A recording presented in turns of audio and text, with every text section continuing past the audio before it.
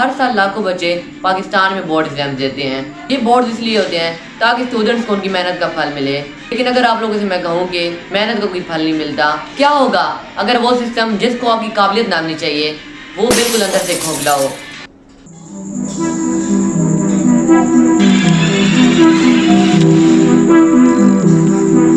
मैं पहले अपनी बात करता हूँ।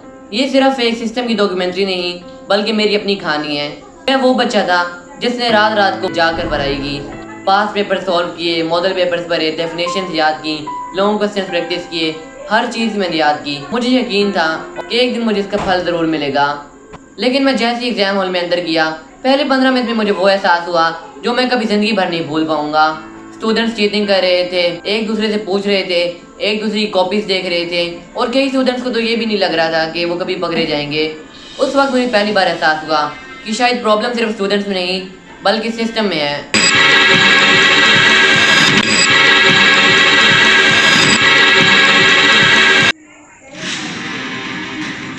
और स्टूडेंट्स इतनी चीटिंग करते हैं कि वो खड़े होकर एक दूसरी कॉपीज ओपनली देखते हैं, कई अपने दोस्तों से आंसर पूछते हैं और इसमें इन्विजिलेटर भी उनकी हेल्प करते हैं। और कई स्टूडेंट्स बाहर फख्र से बताते हैं कि ये मेरा जानने वाला था, इसने मुझे इतने नंबर का क्वेश्चन बता दिया, इसने मुझे न्यूमेरिकल बता दिया, इसने मुझे ये बताया है।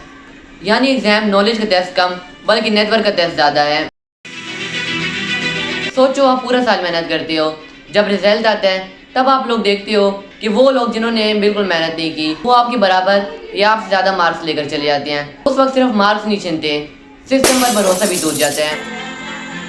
देखिए, हर कंट्री की डेवलपमेंट उसकी एजुकेशन पर डिपेंड करती है। लेकिन अगर एजुकेशन सिस्टम में ही मेरिट कमज़ोर हो जाए तो फिर डिग्री तो मिल सकती है लेकिन नॉलेज नहीं, सर्टिफिकेट तो मिल सकता है लेकिन कॉम्पिटेंस नहीं। जिस मुल्क में ये सारा हो रहा है उस मुल्क की फाउंडर यानी कायद-ए-आज़म मोहम्मद अली जिन्ना ने अपने वर्ड्स में ये सब कुछ कहा है।